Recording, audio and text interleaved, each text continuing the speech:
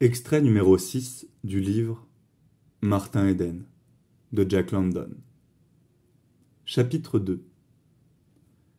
Il promena son regard autour de la table. Il y avait en face de lui Arthur et son frère Norman. Il ne devait pas oublier que c'étaient les frères de la jeune fille. Et un élan du cœur le porta vers eux. Comme tous les membres de cette famille s'aimaient. Dans un éclair lui revint à l'esprit l'image de la mère, du baiser donné sur le seuil de la porte, des deux femmes enlacées qui s'avançaient vers lui.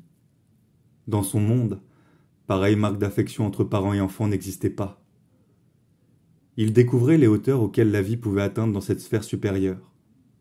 Rien de plus beau ne s'était offert à son regard depuis qu'il avait commencé à l'entreapercevoir. Ce tableau le touchait, le bouleversait. Son cœur y répondait par la sympathie et la tendresse. Il avait été toute sa vie durant, tenaillé par une faim d'amour. Sa nature avait un impétueux besoin d'amour. C'était une exigence organique de son être. Pourtant, il avait dû s'en passer, et la privation l'avait endurci. Il ignorait que l'amour lui était nécessaire. Il l'ignorait même à cet instant.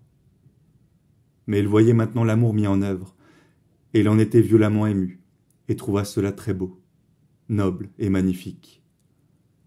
Il était content que M. Morse ne fût pas présent au repas. Il était déjà bien assez difficile de lier connaissance avec elle, avec sa mère et son frère Norman. Pour ce qui était d'Arthur, il le connaissait déjà un peu.